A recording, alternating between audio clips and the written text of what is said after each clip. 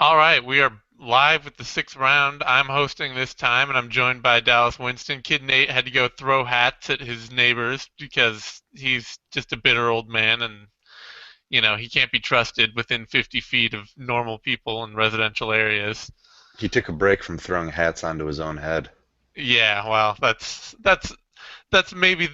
I still think that his not showing his head is like a gift that he gives the world, but And we're all thankful every day. yeah.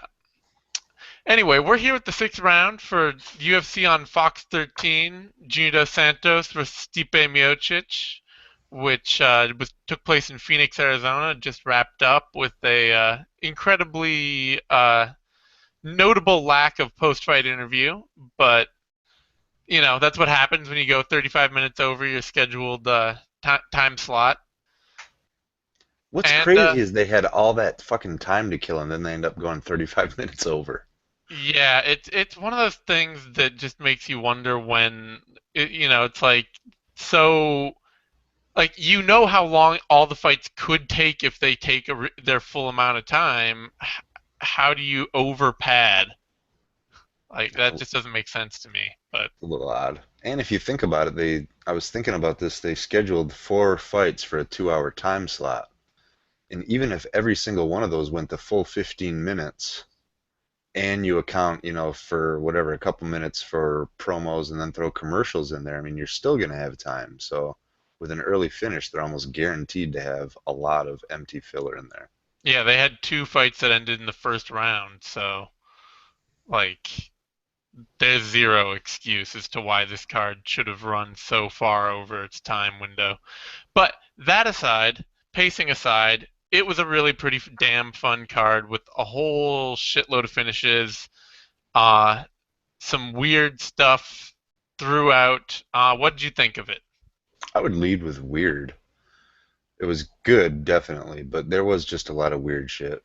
Good weird though, like with Saunders getting it looked like Riggs, I was gonna say, got a stinger. But I mean, if you're in a fight and your neck feels weird and your arm goes numb and there's a large bald man with giant sideburns trying to bash your head in, I can cut him some slack for cutting out early. But Saunders gave the shout out to BE, which was, I mean, terrible for his career, but I sure appreciated it. I mean, shit.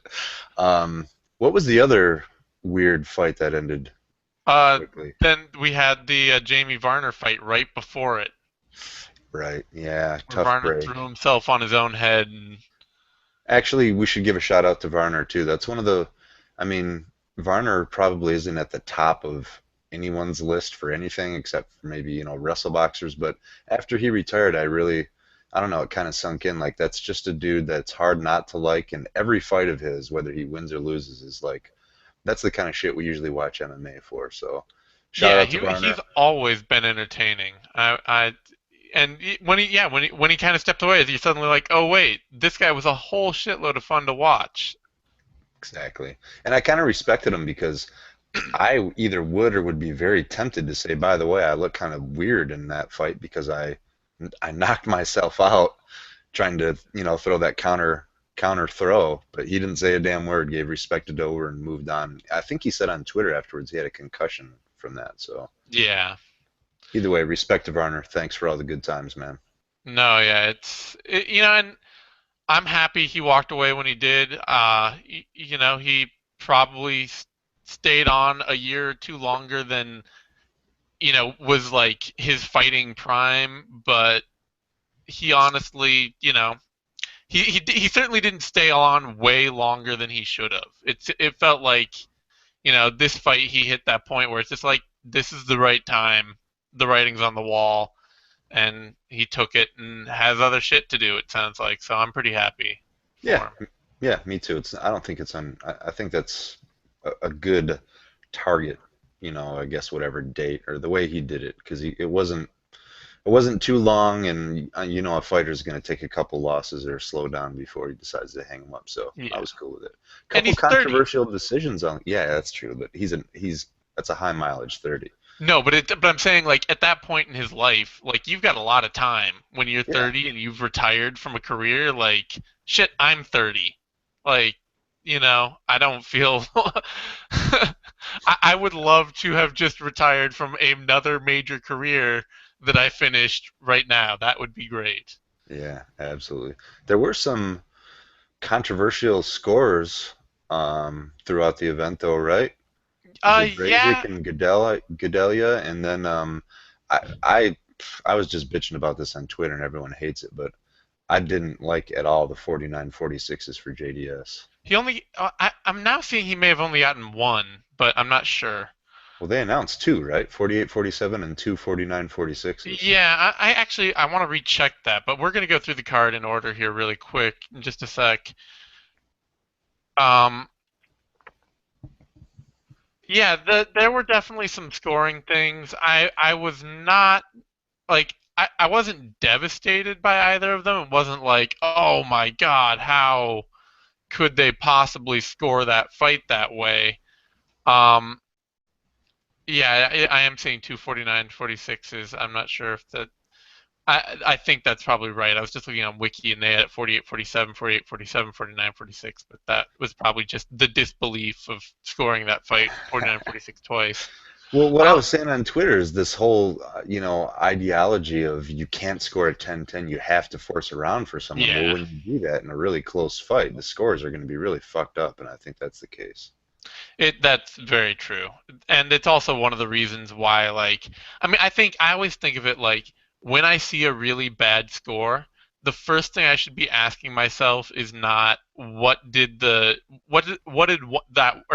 guy who won do to win, but rather what did the guy who lost do that made him lose? Yeah. Like because you all are going to end up with judges like splitting those hairs. It's like, well, why did Stipe Miocic lose this fight? He took a lot of shots. Not all of his aggression was that necessarily effective. JDS poured it on late. It's just like there are ways that I can see how you would score the fight for Junior Dos Santos, and I mean it takes away some of the feeling. I think there's going to be a lot of people crying that Miocic got robbed here, and I don't know. Robbery is always a strong word in such a close fight, but it's not that someone got robbed. I just don't feel like the outcome reflected how competitive the fight was. Yeah. Well, all right. Let's get through the fight pass and work our way up here. Ian Entwistle, Anthony Burchak, really. Ian Entwistle is a live by the sword, die by the sword fighter, and when he lives by the sword, it's a shitload of fun to watch. Didn't a brilliant fucking analyst who's currently draped in psychedelic 70s lighting call Entwistle by leg lock in round one? I don't remember doing that, but thanks. I think there's a real possibility that I may have. I like the fight. I like the way it turned out. I respect Entwistle's like fuck it gunslinger kind of a specialist style, and I actually really like this post fight speech, man. Even though Rogan was like, Yeah. but still, it's cool to see someone giddy at getting a win and excited. Yeah, and I mean, the thing I think that should be remembered with him, and I usually don't advocate weight cuts to solve problems, but Entwistle's a guy who started his career at lightweight, and he's now at bantamweight, and he's still not a huge bantamweight, but he's certainly a really powerful one, and that fits right into his power grappling game. Yeah, yeah, it would be nice. Either way, I think that's a dude that he's not going to make a run at the title, but he's the kind of guy that I'd like to just watch. I'm He, definitely yeah, interested in him. he could be Husamar Paul Harris. I mean, that's Yeah. certainly you know, and that's a shitload of fun to watch. I love the specialist like that who's going to go out there and maybe win 3 out of every 5. I almost think that maybe the specialist will come back because nowadays guys are so evenly, I mean, no, everyone trains everything, but everyone knows like that argument. Well, now guys are pretty good at everything, and I think we're not going to see guys ignore certain aspects, but I think the day the specialist might return. I kind of hope There's some. always a home for somebody who really has a practiced, especially with submission grappling. If you have a lot of ways to do one submission, you're always going to find some success because very few fighters train how to defend multiple attacks for the same submission. Yeah, Marcin held Bellator. Yeah. So next up, Henry Cejudo, Dustin Kimura.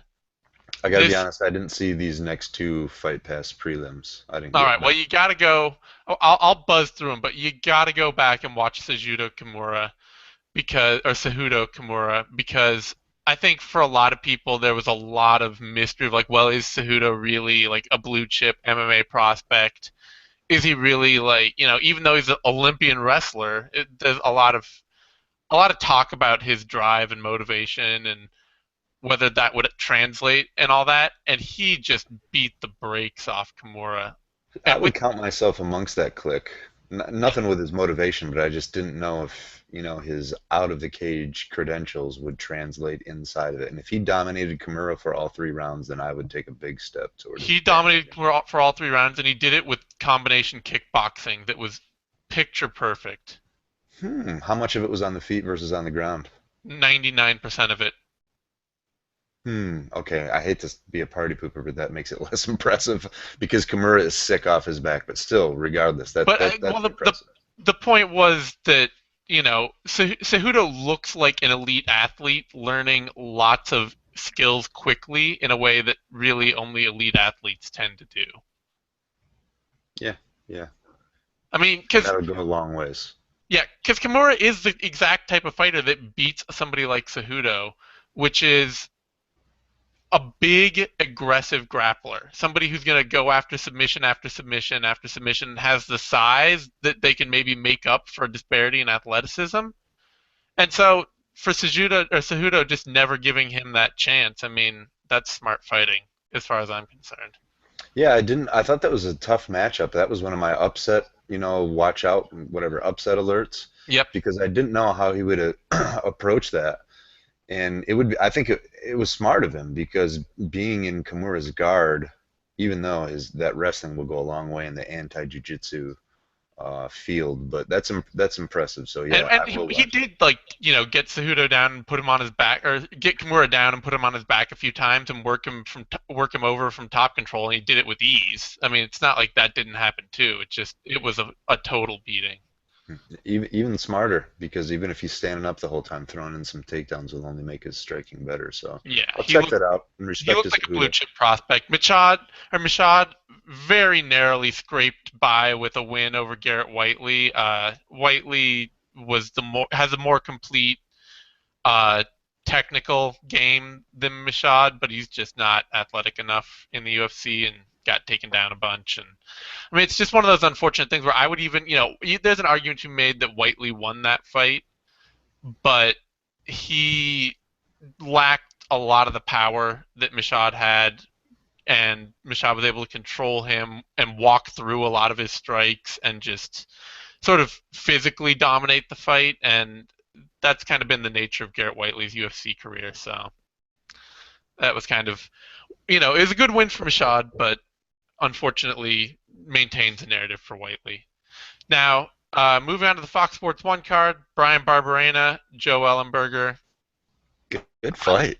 It was a good fight, and it was good that it was a good fight because it was a fight that I had zero interest in. Even like all the way into it, nothing about it could get me interested in this fight.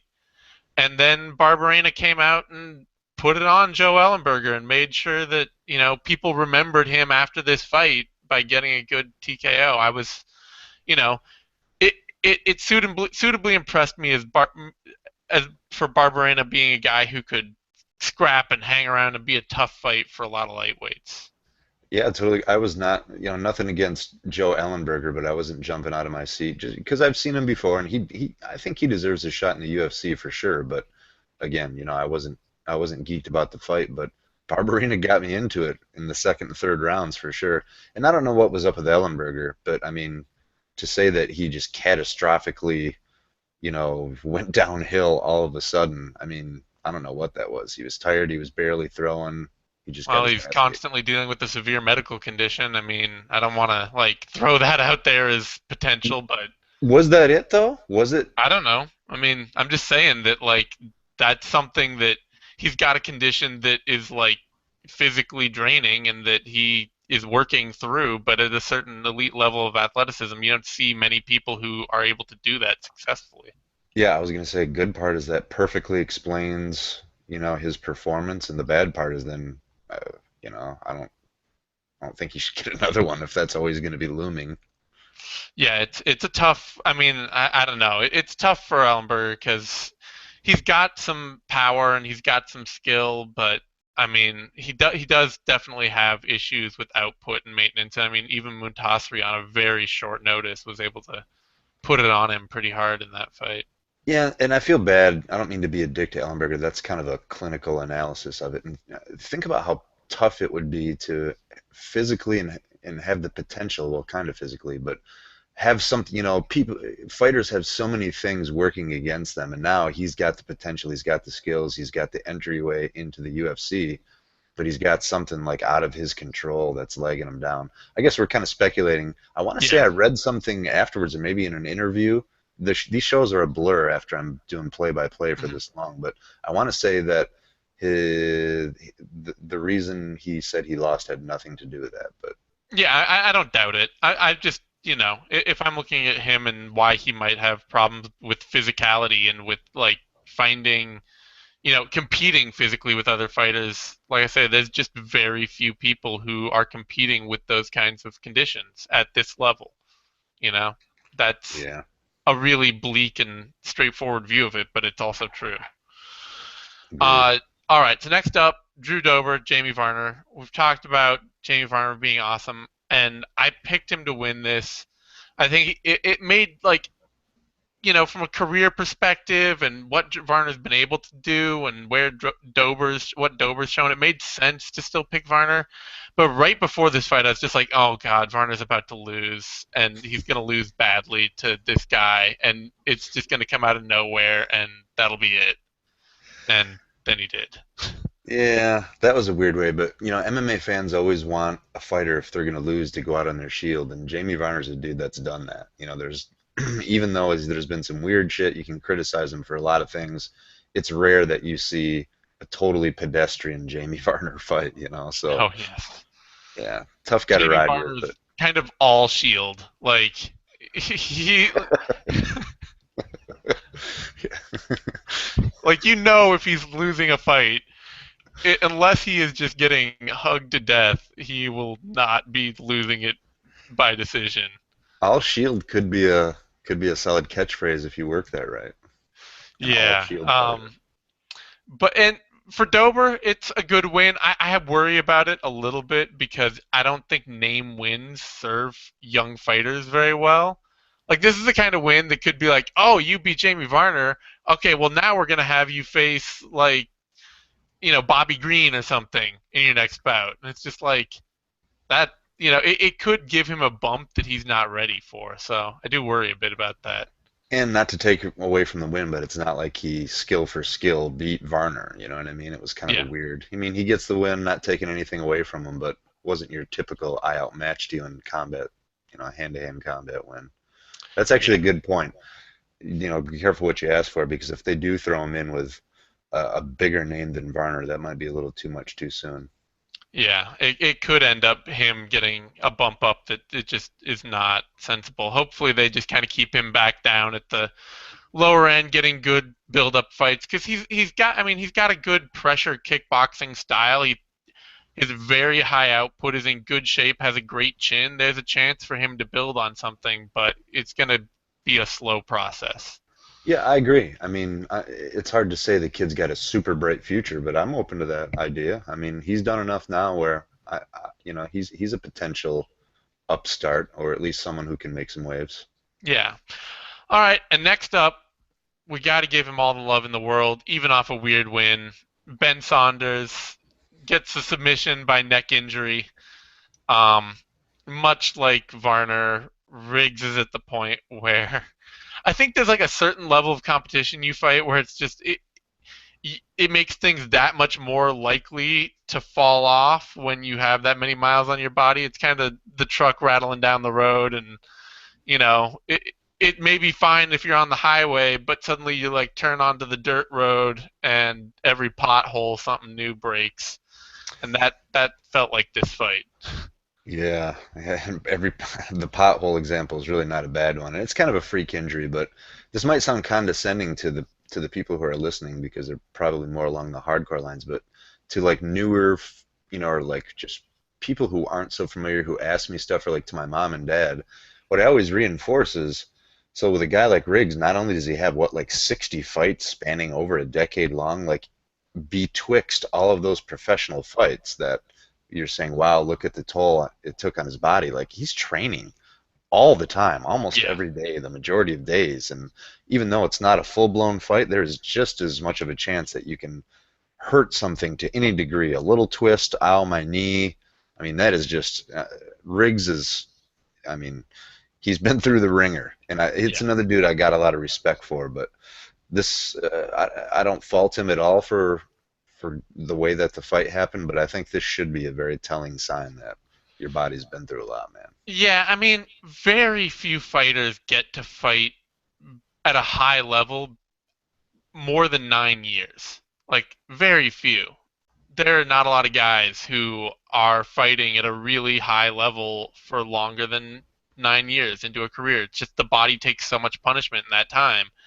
And here Riggs is coming up on 15, you And, know? and those 9 year guys are either former champions, renowned contenders, or not someone who fought once for the title way back in the day has been still working hard for it since then. Yeah, I mean, the guys who tend to really survive more than 9 years tend to be really good strikers who almost never get hit. Like, Anderson Silva, Lyoto Machida, those kind of guys. Even Fedor only really had 9 years. Like, that's as weird as that is. Like, he hit the wall and fell off pretty quick. It was a glorious nine for Fedor, though. Yeah. So great win, but it's still great to see Saunders get a win. I don't even care. As down as Yeah, that may be, I can't be like down on Saunders getting a win and shouting out to bloody elbow right as we announce the investigation into a massive lawsuit against the UFC. I mean, I'm hoping that no, they don't connect any of those dots for him. But in a way, I was worried about that. Honestly, yeah, that right as UFC brass are, made aware of that, Saunders gives a shout out, and I know Ben didn't know, but still, no, he I didn't would know. really, as a He human being, feel terrible deep down in my heart if he was adversely affected by that at all. No, I can't imagine he would be. He's been a long time fan and reader, and we've been a long time fans of his, and we all watch his fights religiously and support him.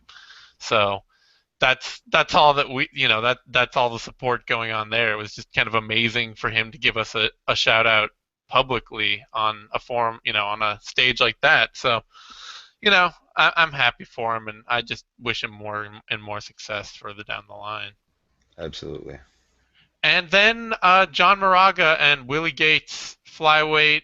What Gates came in on late notice, and Look John good. Moraga put on another very, very John Moraga fight.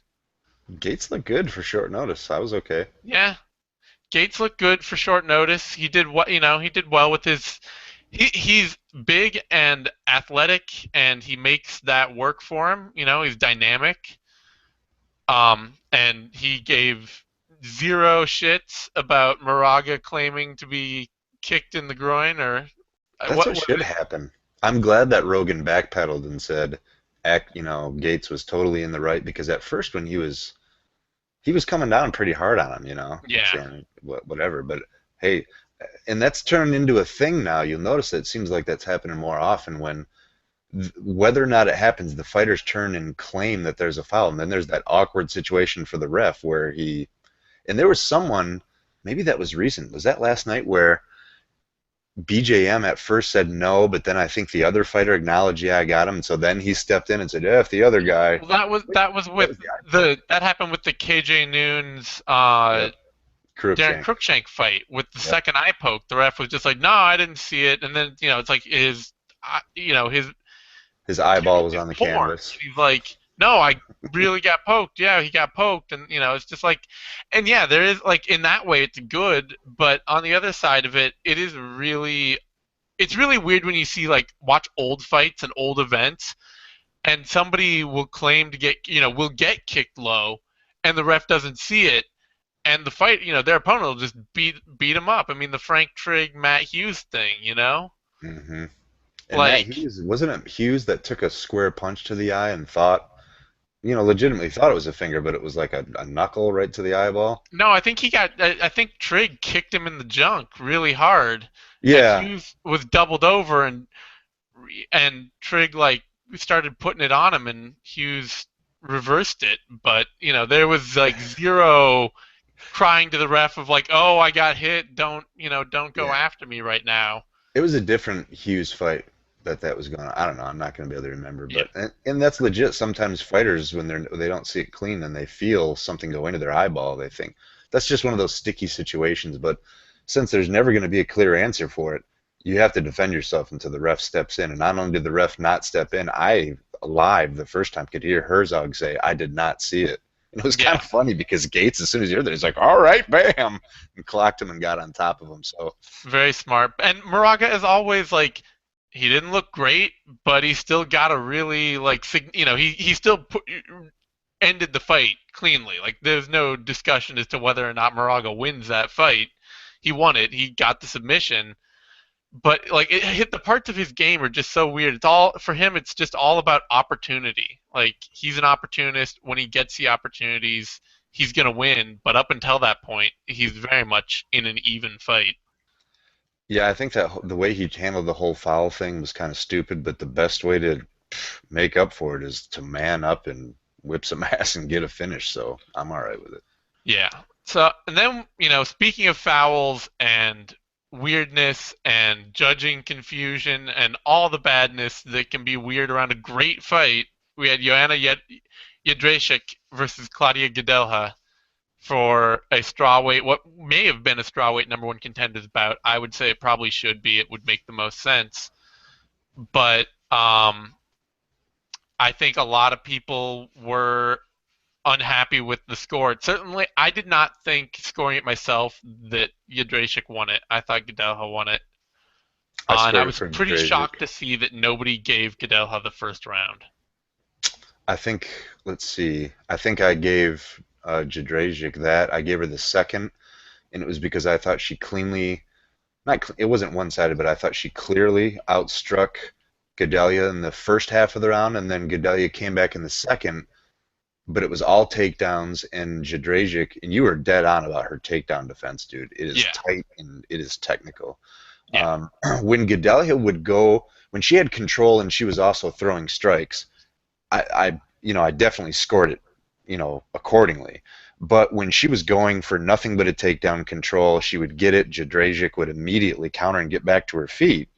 To me, that's nothing is gained. That's so when yeah. she did that for the second half of the round, and In the wait, are you talking the first or the second round? Because the second round was clearly Jędrzejczyk's round. I see. I don't know, but there was one round that it was half and half. Jadrajic outlanded her on the feet in the first, and then Gedalia just totally went clinch control, Hmm. and they were negated. So I gave that one to Jadrajic, and I think a lot of people were saying that Gedalia should have won that. I I mean, the think big reason that I think Jędrzejczyk definitely the case to be made for Jędrzejczyk winning that round, which is similar to like the Hendricks Lawler fourth round case, was Jędrzejczyk dropping Gadelha right at the end of the round with a huge uppercut. Oh yeah, right. Here, I scored three for Gedalia and one Yep. and two for Jadrajic. Yeah, and I mean, it's not the worst score I've ever heard, but I have to admit, like, I have a lot of trouble feeling bad for Gadelia after that punch after the bell. Like, that was such terrible form. Well, that was weird because it was like one person threw one that was like normal after the bell, like it was Yeah, in route, on the buzzer, and then basically. the other, I think it was Jadrajic, reacted, and as soon as that was coming, it was like her instincts kicked in and she threw a counter. So then it was like one was acceptably, but right after the bell, Jadrajic was also a little after the bell, and then Gedalia just like stopped, paused, and clocked her right in the face. It was pretty bad. It was pretty bad, on the other side of that, though, Claudia Gadella got head butted, although that looked like it may have That been was on her for moving in recklessly, yeah. and Jędrzejczyk had her fingers in Gadelia's eyes all bout, and grabbed the fence a couple times. Like it was just a dirty fight, and it Oh, ended I with didn't see her grab the fence. I'm not saying there that. was at least one takedown where she grabbed the fence. Hmm. One takedown attempt for Gadella. Uh, and it was just like an ugly, scrappy bout, if in I, terms of like rule breaking. I actually thought, I mean, beyond that, I thought it was a really good fight, Oh back yeah, and it was a forth, great fight. competitive, and it became really clear. It went going into that fight, it seemed fairly even, slight advantage to Jędrzejczyk on the feet and the same advantage for Gedalia, but then all of a sudden it turned into like a striker versus grappler match by the end of the fight. I'm actually Yeah, happy with that outcome. I've been bitching about it for years, but even if Gedalia had control there, I mean, control is secondary to getting punched in the face. And yeah. then It's probably a fight that I would need to go back and rewatch one more time to get a really clear picture on that first round because I don't see any controversy in the second or third and how they were scored. hmm, But I was a little surprised at how the first was scored. hmm. Um, Oh yeah, and I'm always at any point in time, even if I have rewatched it, it's all subjective, so I could be flat ass wrong. And all right, so I'm now getting Nate badgering me to wrap it up, so we're gonna move on. the dude that's not even in the show is like, hurry up. I know. All right, so Matt Mitrione, Gabriel Gonzaga. Mitrione continues to look. I mean, actually, I don't know. He started slow, but once he found his rhythm and timing, he put it on uh, Gonzaga pretty quickly. Good I, showing from him. I'm not like just like taking shots at Rogan, but I did find it somewhat comical that as soon as he finished his statement about how he didn't like Mitrione throwing waist level punches, Mitrione unbolts a waist level flurry and puts Gonzaga on his ass with it. Yeah, it's one of those fights where like Gonzaga looked early like he had the cleaner technique. He even looked like he's strong and he's fast. He's quicker and more powerful than anyone expects. I think every time people fight him, there's always this like first round of like, oh my god, this guy's way faster and stronger than I thought he was gonna be. I was And ba- I was bass backwards on both those guys. I kept picking Mitrione to win when he was coming up because I saw potential, and then when Gonzaga came back, I was like, "Come on!" And I kept picking him to lose, and I picked Gonzaga for this one, and there you have it. but yeah, Mitrione's at a point now where other than getting knocked out by Nelson, who just has a huge right hand. Mitrione's always had a great chin. He looks fast. Everything looks like it's clicking, and this is just another good knockout win for him. He's got to be the fastest heavyweight, at least in the UFC. I mean, in ridiculous hand speed and athleticism on top of that. We said this before, but the one that I really got down on him for was how easily he let Brendan Schaub take him down. Yeah, that's still ugly. But either way, Mitrione's a dude that I will always, watch fight. Yeah, and then next up, Alistair Overeem, Stefan Struve. I had to take Struve here just because I couldn't trust Overeem for the life of me. But I mean, this played out the way that I think most people expected it to on paper, beyond maybe Overeem really just going for the takedowns and hanging out in Struve's guard. And But respect him for it. It was yeah, exactly what he needed to do, and he was smart. I mean, that's the best he probably could have done right there. yeah. I mean, Overeem eventually, like Struve is just. I like him. I like watching him fight, but things just are not working for him right now, and they're not working for Overeem either. But this just, I It's don't know. working better for him. No, Dude, those shots from on top were just fucking vicious. I yeah. mean, this ground and pound, and that was nasty. Then RDA Nate Diaz. I don't even know what the hell that was. I scored that 30-25. I gave him 10-8s for everything but the first. I don't Yeah, know how you can not. You have a guy who can barely stand up, offering like no offense. yeah, That was bad. yeah. The Diaz brothers both have been in a slump. I mean, Nate Diaz beat Gray Maynard, and that's something. But Gray Maynard is not the Gray Maynard of his prime. Dude, And I'm a ridiculous Diaz brothers nut hugger, and I'm worried about Nick against Anderson Silva too. I mean, that is a bad matchup. yeah, because otherwise Diaz has looked pretty lost against Dos Anjos, Thompson, Henderson. Like the past couple of years, it just does not feel like I don't know. It's hard to get excited about watching him fight at this point anymore. And, that's for somebody who used to be just always really fun and exciting to watch fight. Well, I think there was an air that Nate literally did not give a shit about anything. Like he was almost trying to get himself in bad. Yeah. I don't know. I don't want to speculate on that, but I mean, he never gives any fucks. But it almost seemed like he was going out of his way, and then to do all that and then just get annihilated. It's just weird.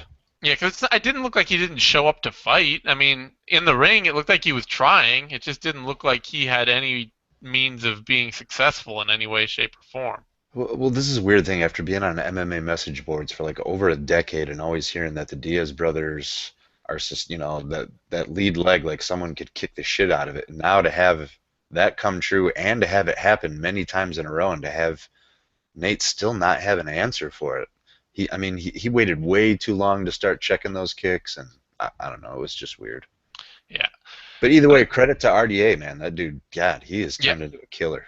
he's looking great. He's easily coming into his own as a top contender. And it's between him and Nurmagomedov for a title shot. And Nurmagomedov only, his edge is that he's beat RDA, and that was a good fight.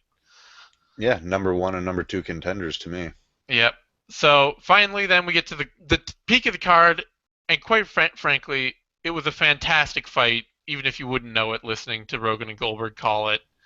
Um, Stipe Miocic, Junior Dos Santos, they really went to war for 5 rounds, and it was a fight that I wasn't surprised with the score. I do think that there was an argument for it to be a draw, but Junior Dos Santos just seemed to do better and better and better as the fight went on. Yeah, yeah. Either way, great fight. Really close. No one really was giving Miocic a chance in this one, so I was glad to see that he proved that he's on the level, and I think he's actually still improving. He's Oh not yeah, doing anything he's different. Yeah, he's he just should doing what. easily be improving right now. I mean, he's only been fighting since 2010. He's Yep. 5 years into his career. Yep. We're talking halfway point of Stipe Miocic's pro fighting career.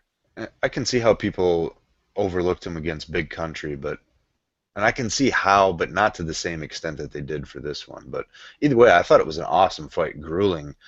Um, I hate to say it because I've been saying it more often, and he's a super nice guy in person, but like Goldberg is just grating on my nerves. Like there's so many times when it's so obvious he's just saying something to just don't say anything then. Like boxing is truly Dos Santos's. It's like what I don't know. I'm sorry, but he's really starting to piss me off, to be honest. Like kind of tarnishing the UFC experience. And I don't know. I love Rogan, even though he's not. He speaks his opinion, but great No, fight. yeah. It's just, I think there was certainly a sense from a lot of people that that Rogan ended up kind of pushing Cain Velasquez like over these two, over the fight that he's watching in front of him, which is kind of like, what, Yeah. that's not really what we need right now. But anyway, it Yeah, was, nor does it do a lot to the two fighters putting on a great performance to talk about how high on another level the other guys. But either way, I can't say I disagree. I do think Kane's on yeah, another Cain. level. I mean, that's the thing is that Junior Santos coming out of this fight with a win. You don't look at that and be like, he's coming back for Cain. He's going to get that belt. Especially with Like, that kind of win, because Miocic pretty much caned him. yeah, I it did it, think it that feels like a. JDS. Oh, sorry. Go No, ahead. I'm sorry. I kind of either way to get that out of the way. I was going to say I think that Miocic landed a little more constantly, but I thought JDS had a lot more of the power shots. Yeah, I think that it was a good fight. It just it's weird how much of the book now seems to be written on how to beat Junior Dos Santos suddenly. Like there's now like a way, and it didn't feel like that at all throughout most of his career, and now it's suddenly there, and he did not look good early in this fight, and I'm wondering if he's going to hit that cliff earlier than some fighters do, just because of the amount of punishment he's taken recently. Don't disagree whatsoever, but man, big respect to him. It's so hard to get beaten on and come back. I mean, the dude's got a Yeah. big heart, and he's a tough bastard. Nah, I'll I wait actually till ended you up watch him scoring that fight. fight a draw, which I was happy with. I know people are appalled by 10-10s and 10-8s, but I think I scored three 10-10 rounds and gave one solid to each guy and ended up with a draw. And I know people shit themselves, but I'm okay with it. I saw a pretty even fight. Oh, it was basically a dead even fight, if we're being honest. I mean, there was very little that separated either man in that fight.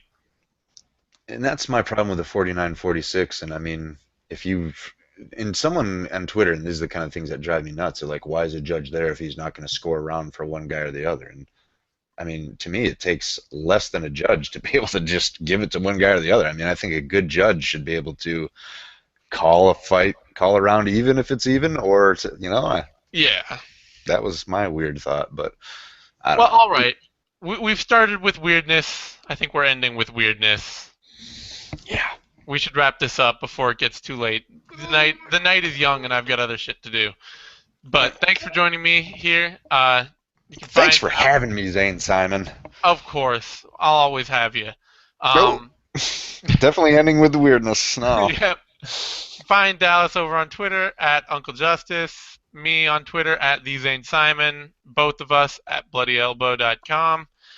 Give this video a like over on YouTube and follow MMA Nation. Subscribe to MMA Nation for lots more stuff like it. We've got Knuckle Up, maybe a bathrobe review. We've got the Tom's podcast and prospectus and vivisections and all sorts of stuff warming up for next week's card, which will see be Machida versus Dalloway. So It's not you really know, just called Tom's podcast, though.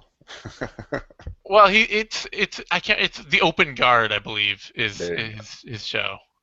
So all right. Anyway, good night, everyone. Thanks for joining in.